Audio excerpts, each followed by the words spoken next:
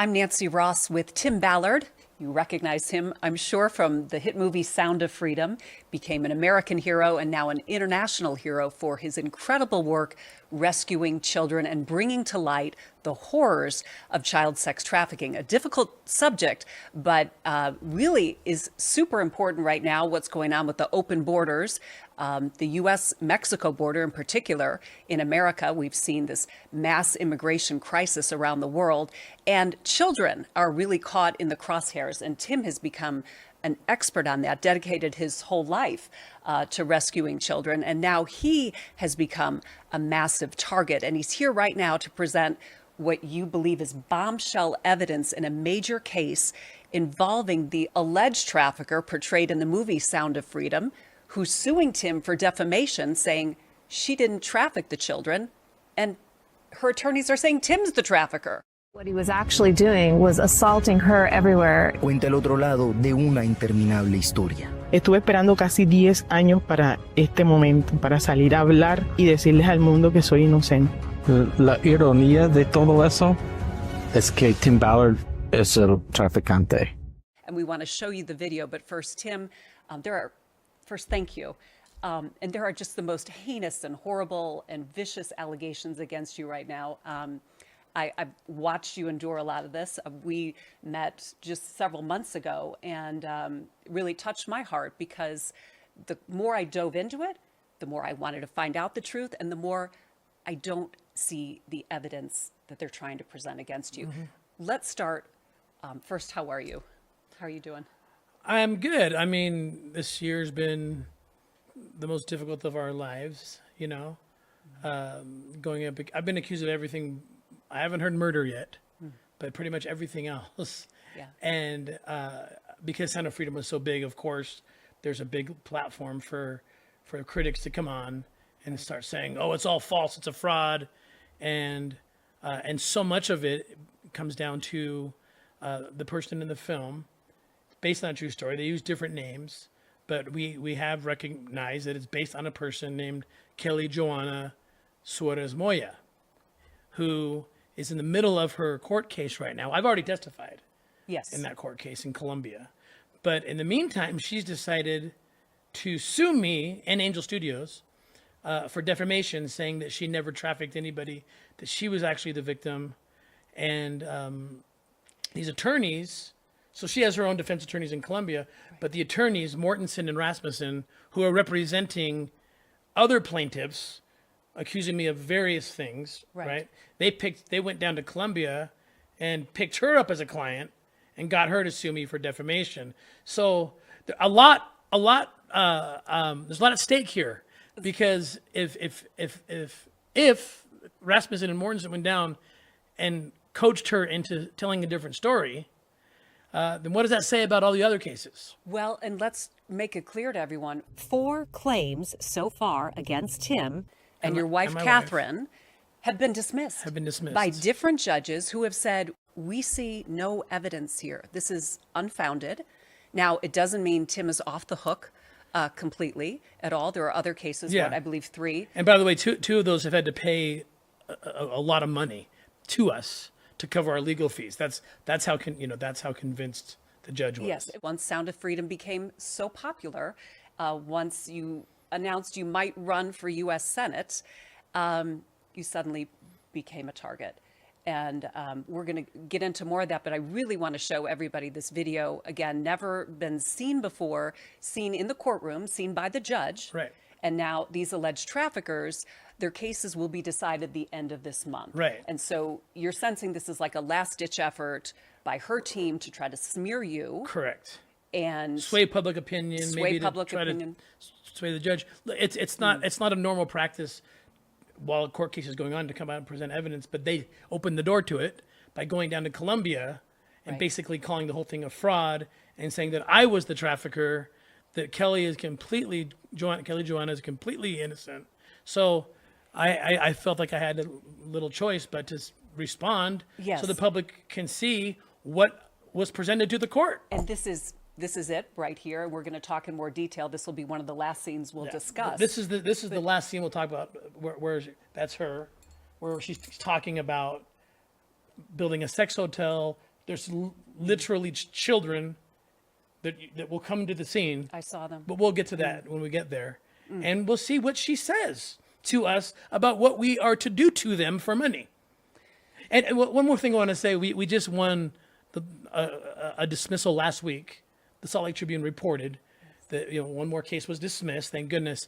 And Rasmussen, the attorney who's representing her and the others, she says this bizarre comment that this is just one more Tim Ballard ruse of pretending that he has victory when he actually lost. We just sat back and just scratched our heads and thought, what did we lose? The case got dismissed. And then she goes into this interesting concept. She says, because her client that was suing me also has a foundation, and she's been very vocal, critical, saying things that are untrue about us for many years. And she was suing me because I sent an email to her saying, hey, want to talk? Like, it was a really nice email. Right. Like, you're saying things about us. Like, what's going on? Like, is this a jealousy thing because we're making money and you're not? Or what's going on, right? So she mocks me, Rasmussen, in the article by saying my client goes out without cameras, whereas Tim goes with cameras because he's trying to make himself a superhero and a Hollywood star and all this stuff. And it's interesting. I'll answer the question. Why do I bring cameras? Why do you have video, Tim? I have cameras for exactly the reason that we're here today, so that people like Rasmussen and others who are spinning a story can't get away with it.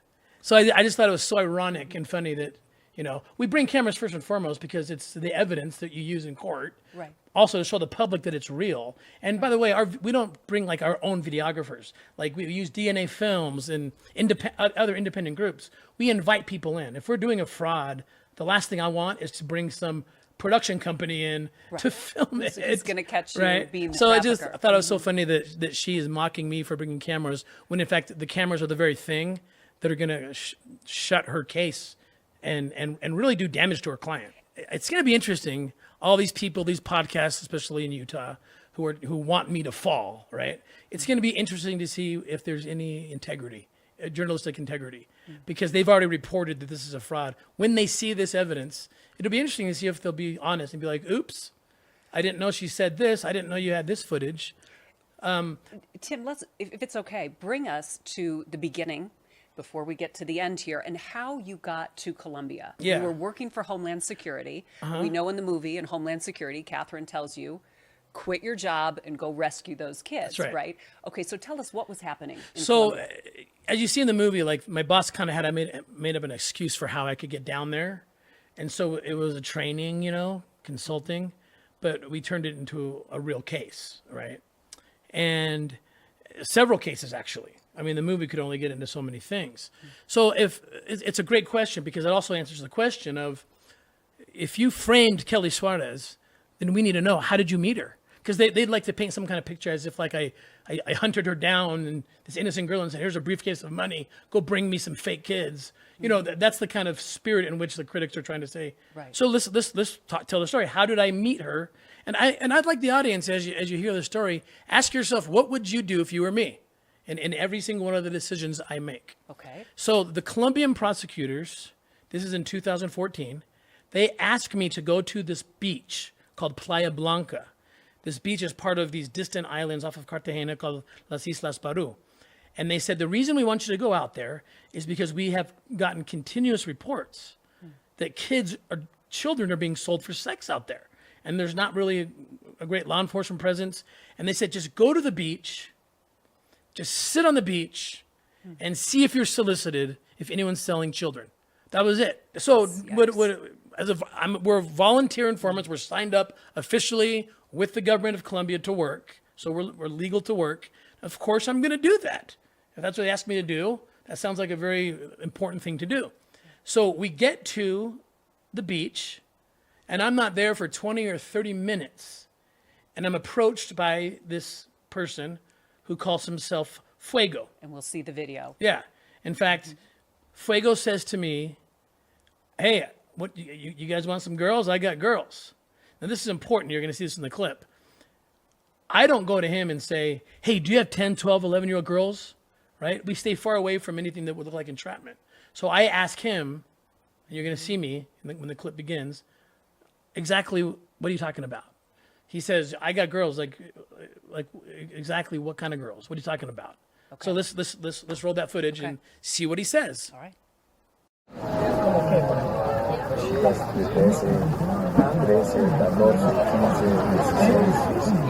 Pero son experimentados. Sí, porque él lo quiere llegar.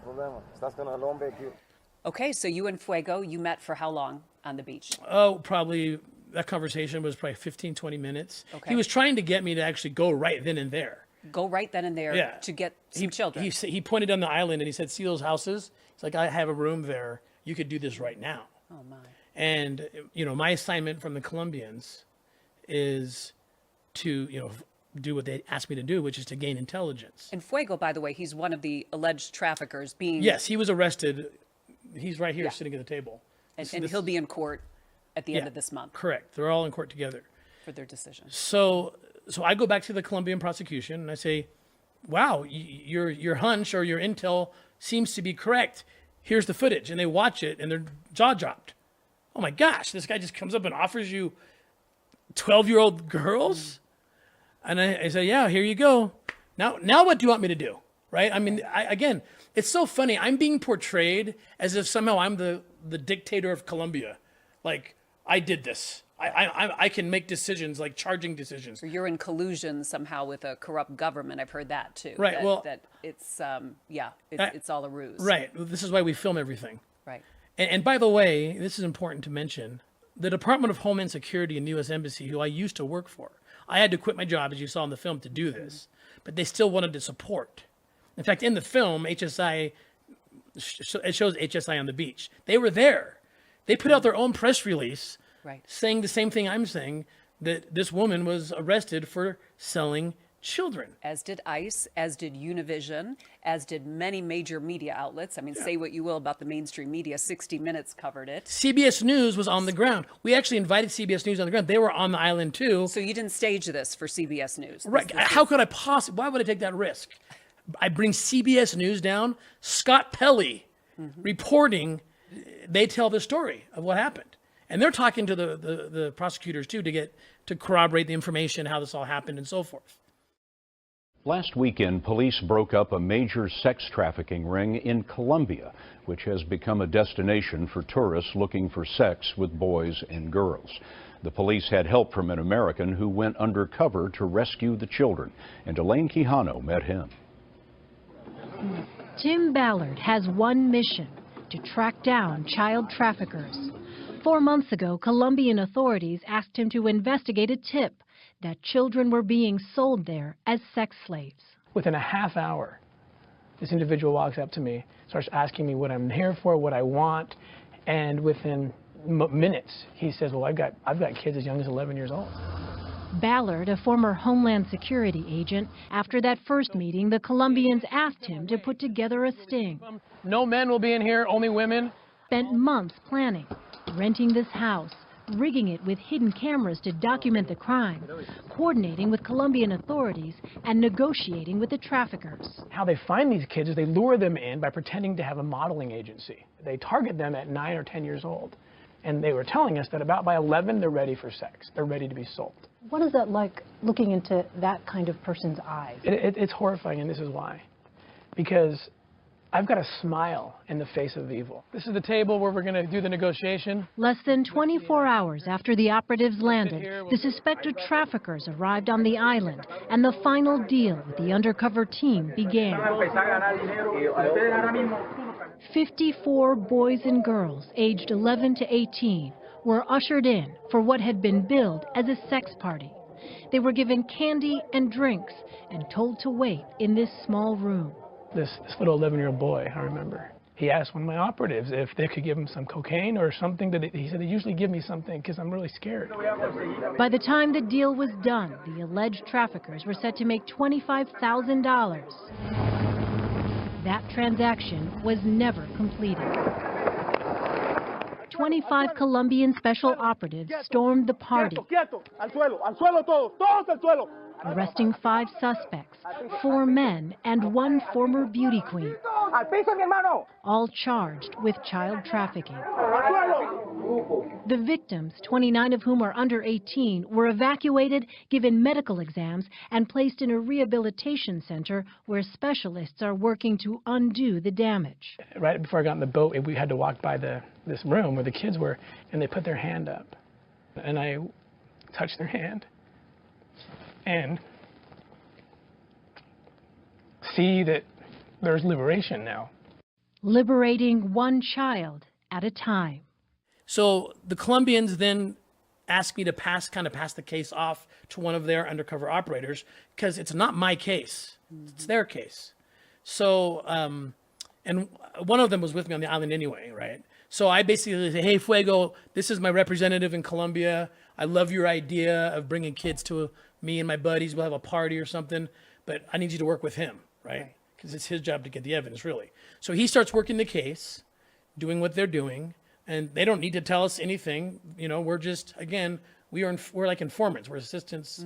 He calls me one day and he says, hey, listen, a few weeks after we met Fuego, he said, Fuego wants to introduce you, you know, Brian, that's my name, my undercover name, wants to introduce you to his partners who are all together trafficking these kids. Okay, so this is a ring, apparently. Yeah, that's what they tell me. It looks like a ring. He wants you to meet all the traffickers so that they can all kind of bring everybody together, and we get rid of all of them.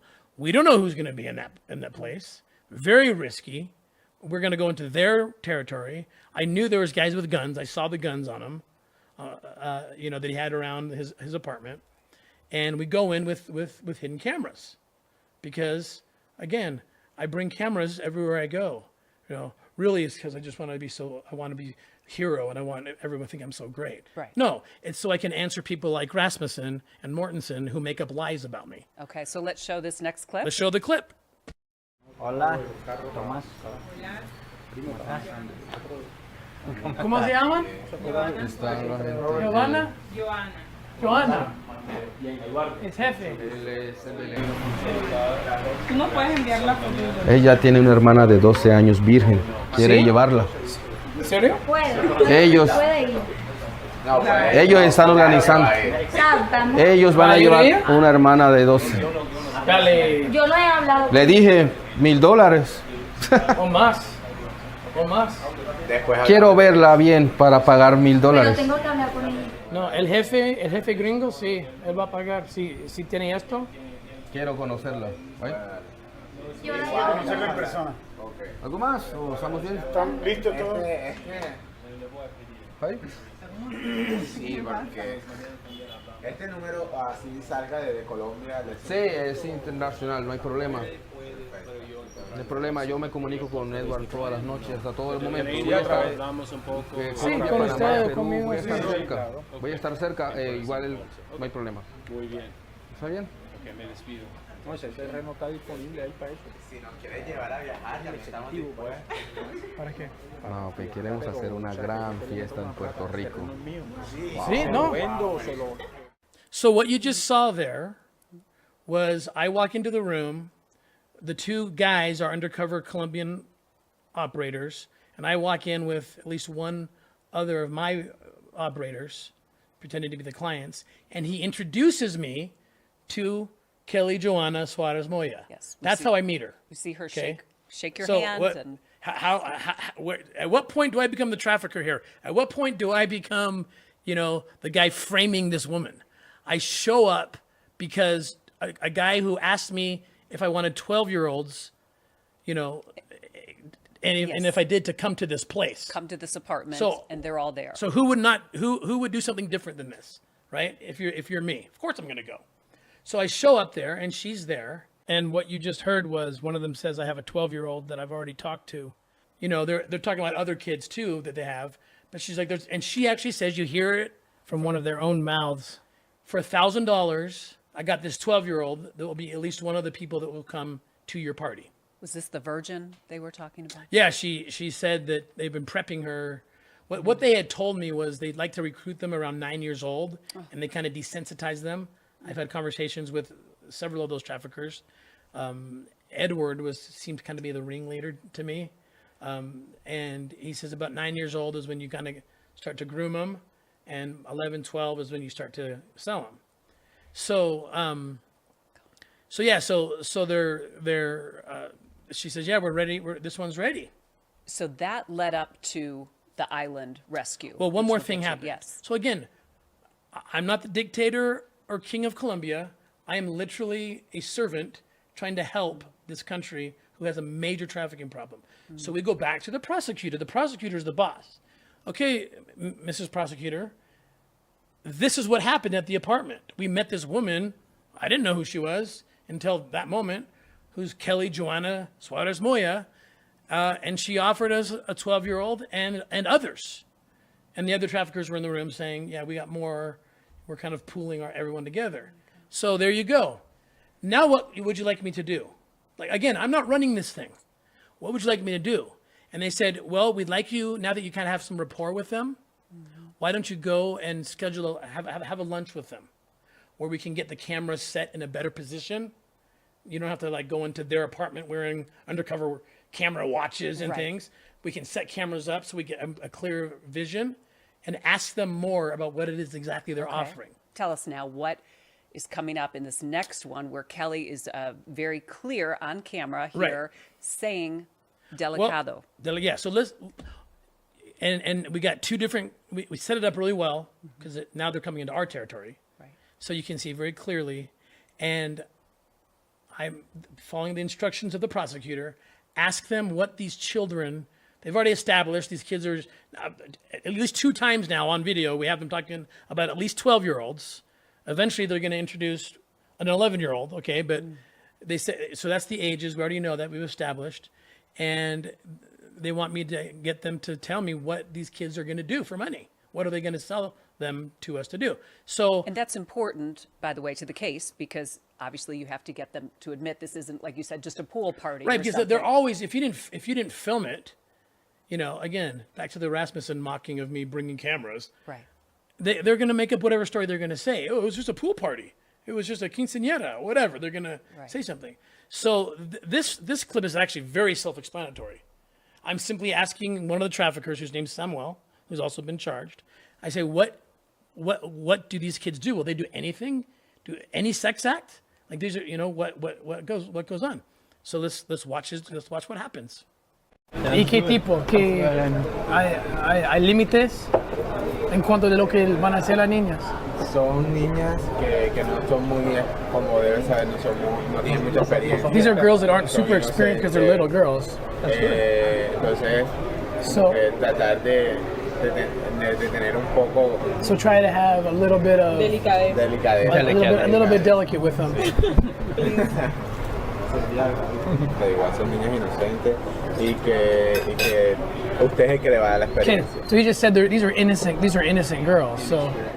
Okay, having seen that clip, let me ask you, what do you see there? Well, it appears to me, again, I wasn't there, but it appears to me she's in the conversation, she's there, and she's relaxed and she's laughing after she says delicada or delicado. She's claimed, I've heard, that she was finishing someone's sentence, but she's in the conversation about how to treat these young victims. We see Samuel answering my question about what the kids will do, and she finishes the sentence, say, just be delicate with them. Okay. Later, because in Discovery she got to see this video, she had to come up with something. I mean, her best case scenario is she's sitting with a bunch of guys selling 11 and 12-year-olds, which apparently she's cool with, but she's only there to sell herself. That's her best case fake story, right? Like, but we just saw what happened. Samuel's talking about little innocent children, and I asked them if we can have any kind of sex with them, and she says, yes, but just be delicate with them. It's very obvious. I mean, I don't know. I don't know how more self-evident kind of video evidence you would need. And is this like the day or two before then the big raid on the island? Or I think this was like maybe a couple weeks. A couple weeks before. Yeah, because so this had a lot of legal things have to happen, and they have to get warrants and a different thing. Okay, so do we want to go to this so scene right here? I'll ask you again, because Alan Mortensen, who's representing again a bunch of people suing me, went on one of the major networks in Colombia last week or 2 weeks ago and said, I'm the human trafficker here. So I'm asking you, the audience, I'm showing you this, I'm telling you the story. I'm showing you the video. Tell me at what point am I the trafficker? At what point do I become the bad guy here? I'd love to know, right? You were creating the demand, apparently, they're saying. This is one of the arguments, right? You Yeah, were well, there to offer a lot of money and create the demand. That for argument children gets to come. destroyed the minute that we have video footage of Fuego approaching me. Okay, what they like to pretend is that we walk around and just say, here's a bunch of cash, find me kids. Yeah. And so we can pretend to do an operation. That's not what happened. You saw it. I ask him what kind of women he's selling, and he tells me 12-year-olds. So that whole thing goes out the window. So bring us to this day right here. So here, this is the day that they're going to bring the kids. Okay. Now, we don't know how they're going to traffic these kids. We don't know who they are. They're not going to tell us who they are until they show up at the party, right? And they all have their different stories. And you know, before I tell you what happens with that, I think I'll just mention this is so private with these kids. What happens afterwards? Like they cut us off completely. We were working with a great aftercare center called Renacer, who is just livid at what is going on with, you know, Mortensen and Rasmussen coming down, trying to sway public opinion, maybe trying to sway the judge, but you know, by getting people to believe that Kelly's innocent. And they know all the stories because they took care of these kids for, you know, in some cases for years. And if any of the kids ever wanted to reach out to us, they had the right to do that. It's very rare that happens. It did happen in this case. One of the kids we rescued, who's now a young adult, who we can talk about, he is scared to death. We've had to move him at least 3 times around because Kelly and with the help of her attorneys revealed his name, which is against the law, right? Because they know he's a key witness, and you can pay someone a couple $100 to assassinate somebody. I mean, this kid's living in fear, and he's got a 3-year-old daughter who he adopted from a woman who had been raped and trafficked. Oh my. I mean, it's an amazing story. You've stayed in touch with him. Oh, he calls me his dad. And one of their arguments is that he was not this 11-year-old or young Simba portrayed in Sound of Freedom. We may as well talk about that right now, that he was actually 16 or 17 at the time of this bust here. Yeah. So what do you say to that?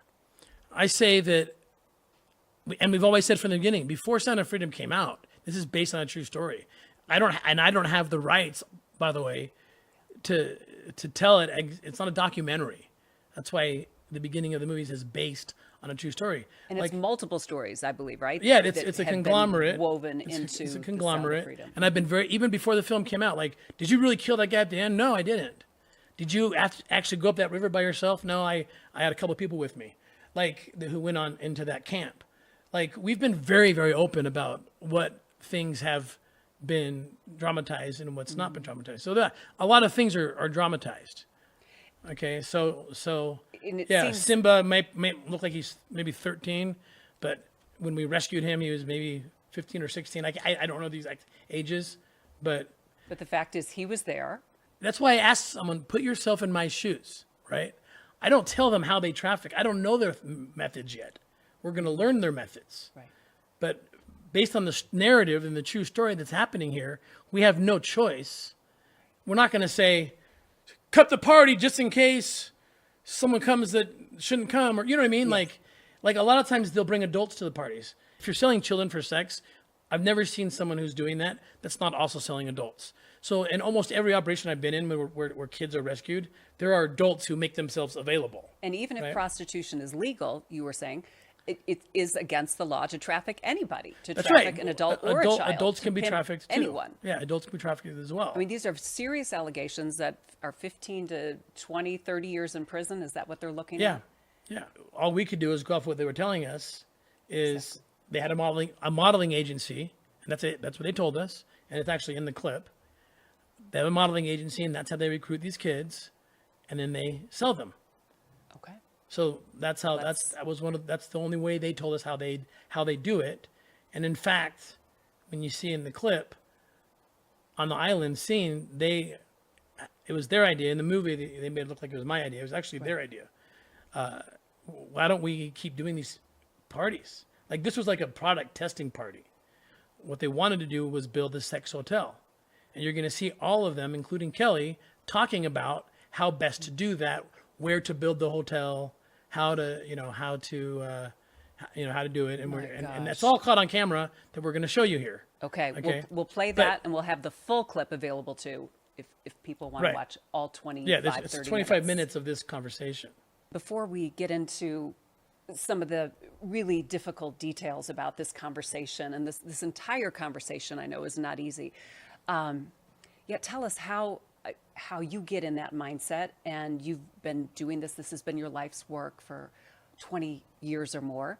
Your wife, Catherine, has set up a separate agency adopting these children. You have 2 adopted children of your own from these missions from Haiti.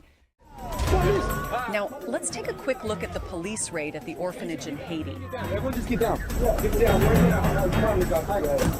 Get down. Put your head down.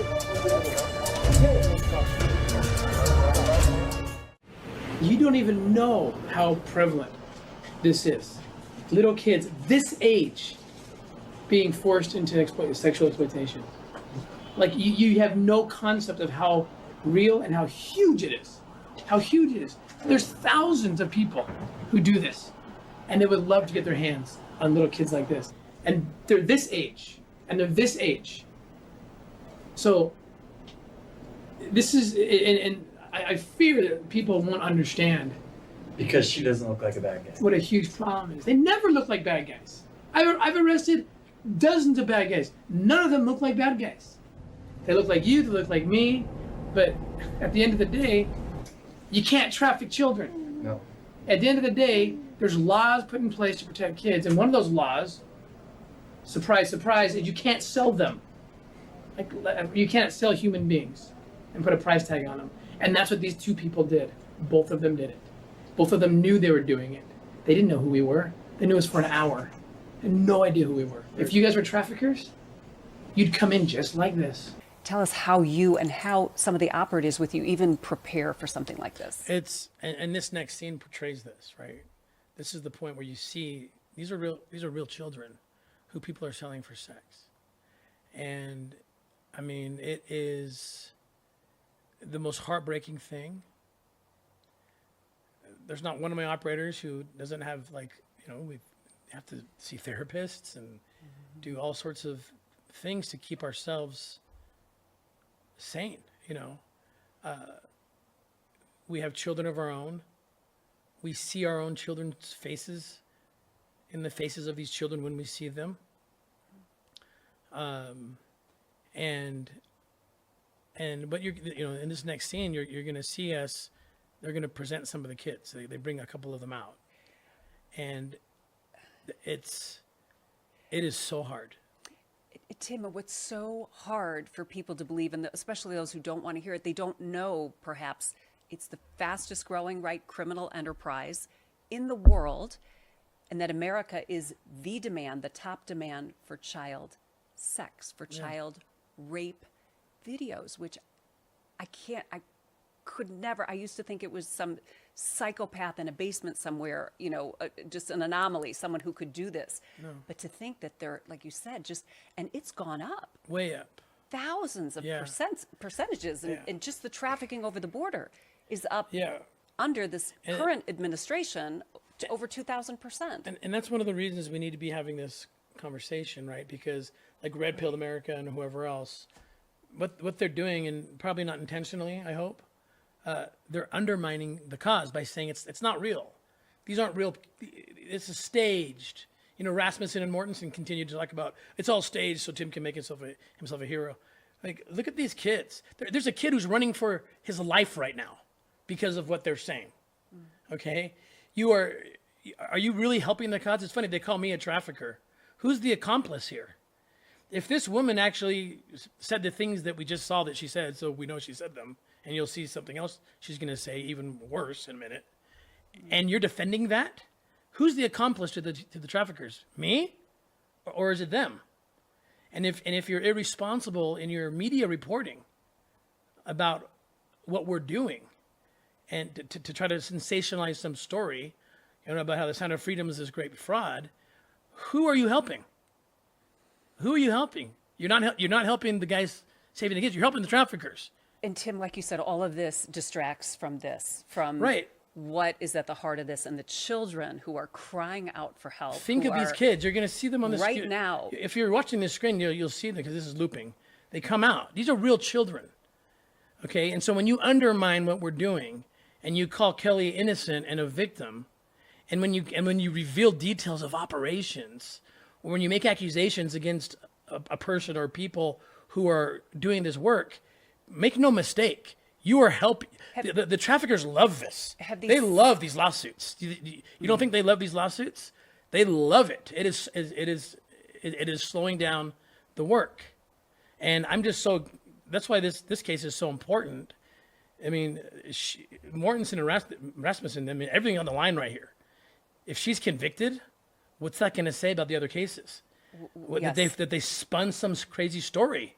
They did it here, so why didn't they do it everywhere else?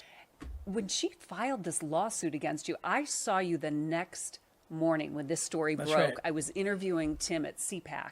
That was, I think, the first time we had met. Yeah. You just came in, you were just shell-shocked. Yeah. And I happened to check the news the night before to see if there was anything new on Sound of Freedom. Tim Ballard, Eduardo, the producer, was coming on with us.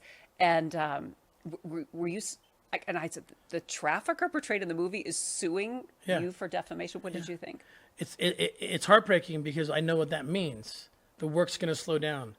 I mean, we've come out. We had to shut down Catherine's agency. There's 26 kids that were about to be adopted that will never be adopted because of these lawsuits, and that's on them forever. Because you know how much? I mean, it's costing millions and millions of dollars. We have the best attorneys. They're worth their money. So it slows the work down. It discredits the work, right? By pretending that what you're saying is it's not really happening. So what it would do is it would motivate eventually policies to be, well, it's not really happening. Look, you have to make it up. And after we see this clip, I want to talk about what happened after this. Probably before all these lawsuits hit, you were in the middle of another documentary. You didn't mean to fall into this, but you got a call from Mel Gibson about a tip in Ukraine. And I want to talk about the Child Trap documentary, or whatever it will be named, and how that relates to this global war against children, against our culture, against our families, and now has even bled or has been part of our politics for some time. But let's watch Let's this go this clip. clip. What we're going to do is we'll put a separate link. It's 25 minutes, and so we'll just talk about pieces, but we'll put the whole thing so you can watch it. We'll have subtitles up. But let's start with the 11-year-old boy they introduce. Okay, and you will see very clearly, and this is important as an operator. I know I'm experienced enough to know how to do this. I don't want anyone to be able to get off the hook. So I say, Edward, Samuel, Joanna, Kelly, look at me. All three of you, look at me. What will this 11-year-old boy do? And I'm sorry, this is triggering, and it's raw, and it's horrifying. And you'll hear them talk about what they can do. Is anal okay? And so forth. And Kelly responds. You'll see her response. She says, you can do anything. And then she uses the same word, or basically the same word she used at the lunch 2 weeks before, and said, con delicatencia, or whatever. Delicado. Or just be delicate. Let's watch the scene, and you decide for yourself if she's selling kids or not. And remember, I specifically talked about the 11-year-old boy that they were selling. I wanted to bring up the youngest one to see what they would say. What do you mean? What is your intention with this 11-year-old? So I specifically bring him up. I specifically get all their attention. I name all of them, so they all have to answer me. So one can't say, oh, I didn't answer. I was I just watched. And Kelly answered todo. She says everything, and then she says, just be delicate. And here you go. Here. Joanna, mirada. Joanna. You gotta pop it off. ¿Qué traes? Y Samuel van a hacer, ellos hacen, ¿qué hacen? ¿Qué hacen? Porque hemos hecho esto antes en Tailandia, en otros lugares. Sí, para no tener inconvenientes. Y de repente no hacen algo como... hay actos diferentes. La tuya tan clara. Anal. So I told them we were in Thailand before, and some of the kids didn't do everything you wanted them to do, so we gotta know. Yeah, if there's some just to look at. Anal, lo van a dar. Ya. Que hay dos niñas que les vino el periodo. Ahora en la cuestión, pero anal lo dan. Anal's okay? So anal está bien. Sí, anal. Sí, está bien. But no vaginal. Pero vaginal también. Sí, vaginal también. Todo. Todo para que sepan. Ya. Ya. Para mí. Sí, para que. Yeah. Para mí. Pero una pregunta. Para que todos estemos bien claros. Estos regalitos, ellos para tener sexo. Cada uno de ellas. Sí, pero incluyendo el niño de 11 años. Sí, el niño también. Pero que lo traten suave, con... Usted sabe, porque son unos niños, primera vez, suavecito. Ya me entiende. Ese trabajo de usted. Ya, suave. Para mí. Y estos cuestan más, ¿no? Edward, It's the first time I saw it was just last night, because again, this was in the court, has been admitted as evidence, has not been released to the public. I saw the clip before that was released where she says delicado, and it just, it just turns your stomach thinking that someone can be talking about children. Just go ahead and rape them, but just be delicate. Be gentle with it. It was the first time in my 20 years that I'd ever seen someone admit, it's like they're admitting, I know what I'm doing is really bad. Yeah, and then do it. And laughing then about laughs it, like about this it. evil smirk. But to watch them here, like, with beer and pizza, and then they're just ordering children for dessert or something. Yeah, it's that's just, right. That's how they're talking about it. It's so abhorrent. I mean, but this is apparently what's going on and what has been a massive problem in Colombia and countries around the world, and American tourists are demanding this, and there is obviously a big market for it in America. So can I ask you a question, and I'm asking the audience at the same time? Was Kelly Joanna Suarez Moya selling children or not? And the people that are being sold for sex, by the way, are in the other room. Just steps away. Yeah, she's not. She's sitting with the traffickers on 3 different occasions we have videotaped. And she's offering, she's instructing to be delicate. She's saying it's okay to do everything with this 11-year-old boy, just be delicate with all of them. Now, when people watch the full clip, other things that are going to come out that I want you to pay attention to are, we asked them how many they brought. They said 54. We asked them what kind of sex. They said, and I'm sorry, I have to be raw. They said vaginal, anal, oral, whatever you want.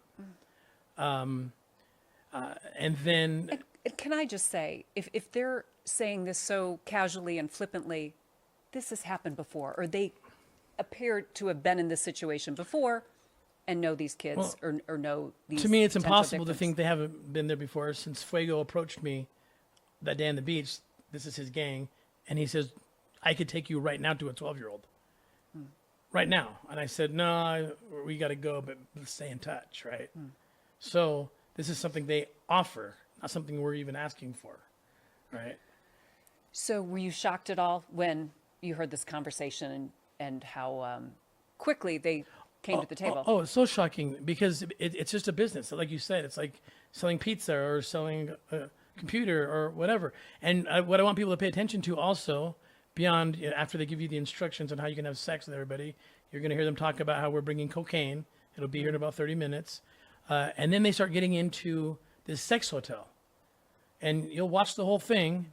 And Kelly participates in the conversation. She gives her opinions about how to make this the best way. We're going to build this sex hotel. And you'll hear me at one point say, well, how are you going to do this? The cops are going to catch us. And they said, no, we're going to use the modeling agency as the front. Like this is just a modeling agency, and people won't know. And that's all documented. You're going to watch it, yeah. I invite you all, I beg you all to watch the whole 25-minute conversation that we had. and you know, and so when you walked away from this case, did you think it was a slam dunk? Oh, absolutely, it was. And it's taken 10 years to prosecute.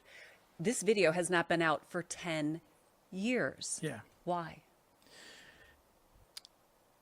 The judicial system in Colombia, just in a lot of countries, moves very, very slowly. There's certain things I don't want to say because I don't want to insult Colombia. But there were some incorrect things when the trial began that had nothing to do with the prosecution doing something wrong. But some things where they had to get a new judge that they knew was, that they felt was, you know, from the government that was honest and going to. This, you gotta understand, this is the first case like this that they had tried. Wow. So everybody, they had never seen such a big like trafficking ring before, and that's the case in most of the countries that I worked in the last 20 years. In most of the countries, a legitimate like child trafficking case, the one that we did with them was their first, because it's you know, over the last 20 years, like when I started 20 years ago, no one knew what it was. No one was talking about trafficking, right? So it's been progressive, and then COVID have shut down everything for a while. And it justice moves slowly, unfortunately. What happens is there was enough evidence, and there's a judge who makes these decisions. Again, I don't make the charging decisions. Right. If Kelly was charged, it was because the prosecutor said, wow, that's overwhelming evidence, we have to charge her. I agreed with it. Yes. Because I saw what you just saw. Right. But I'm not, again, it's so funny how Tim Ballard does these. You think I don't own these countries, right? I'm literally serving them. I'm just doing what they want. You know, and I know how to do it. You weren't getting paid by the Colombian government. Nothing. And you weren't getting paid by any outside sources. No, not at all. Right. And never did I dream that this would become a movie. Yeah. Right? They like to pretend that this is set up for. I had to film this.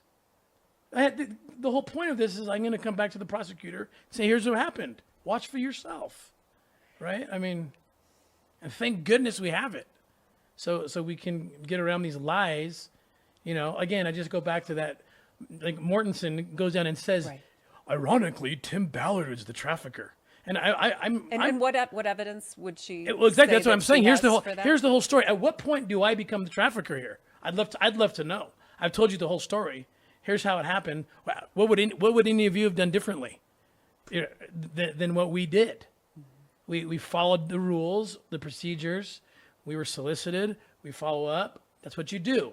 That's the job of law enforcement. That's how children get rescued. And when you discredit this case and lie and change the story and try to call the good guys the bad guys, you are doing a huge favor for the traffickers. They love you for doing that. And by the way, it took them 10 years to figure out you were the trafficker, because they could have said that immediately and gotten you fired and ruined your career 10 years ago. Right. Yeah. Well, of course, everybody on the case and the prosecution, they all know the truth. They're appalled at all this. They just can't even believe. Your worst critics, perhaps, are saying you haven't rescued children and no traffickers have been busted. I don't know what to do but to laugh. It's an easy target, and the reason is because we protect the privacy of these children. We're not going to show you their faces. We're not going to tell you their names. We're not even going to tell you their individual stories. Those are moments for court, for an interview, law enforcement interview. So it's an easy target to say there's no kids. We have documented every kid that's rescued. We document everything the government gives us about them. I've seen them. You're watching them right here. I mean, I know who they are. 2 of them live with me because I rescued the 2 kids from traffickers who were selling them, and I adopted them. So there's at least 2 that, but it's actually in the thousands. It's in the thousands that the organizations that I have led or operations I've led to the rescue of women and children. I mean, again, this is why we have to take video cameras everywhere we go. And even with the video cameras, they're still going to say, you've never rescued kids. It's just unbelievable. How come every single country keeps calling us, come back, let's do it again? What, it's just fun to pretend that something's happening? I mean, it's almost too silly to answer, but you had to ask it because it's being, right. It's out there.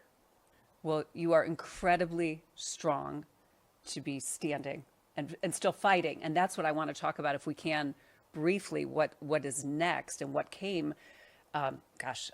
This would have been 2022? 2022, yeah. When you got a call or a text or a call. Something came in from Mel Gibson. Tell us.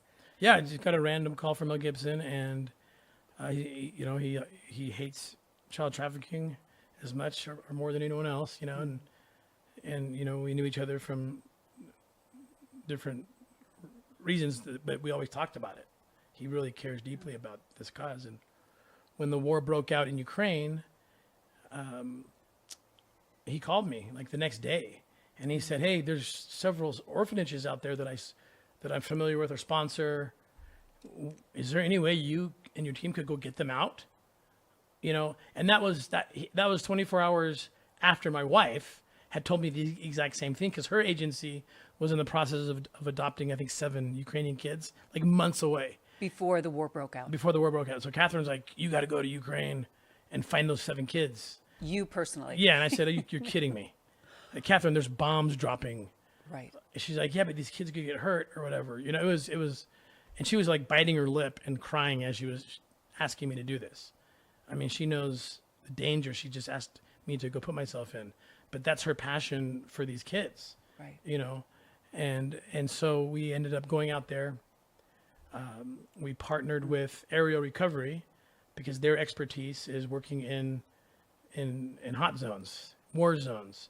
Right. They go in after natural disasters, and they wanted to partner with us because we have the human trafficking part. Because human trafficking always follows the catastrophe. Right. It's harvest time for human traffickers. Wars, big earthquakes. I mean, most of the kids we rescued in Haiti became vulnerable for trafficking because of the big earthquake in 2010. That's the story of my 2 kids. There's a whole documentary on that on Amazon. Operation Tucson. Yeah, highly recommend it. Yeah, go watch that story. So we teamed up. Thousands were brought out. It was a very successful operation. Thousands were brought out. We filmed the whole thing. I've seen it. It's a 4-part. It's a 4-part documentary right now. Yeah, it's going to actually come out first, I think, as a theatrical release documentary. But it plays like a movie. And can I say it? I think it's the 4th episode where you FaceTime Mel Gibson. Yeah. And what do you tell him? Well, he's interested. He's following this case. I mean, he asked me to go look into it, so he's following it, and he wants to say hi to the cops who are helping, and yeah. And we won't give away the ending, but it's yes. It's now it got rumored and everything that he's the producer, and I'm going to make it clear he's not. And he responds, no, I'm just trying to. He's just trying to help. Right. He's not producing it or directing it or anything like that.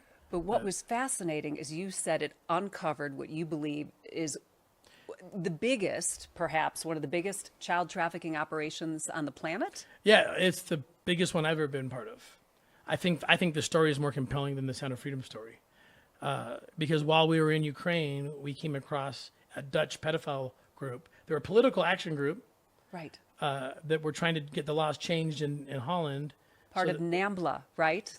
Connected to NAMBLA. Same doctrine, which is basically they're pedophiles, and they think that adults should be able to have sex with kids. And why, again, this is,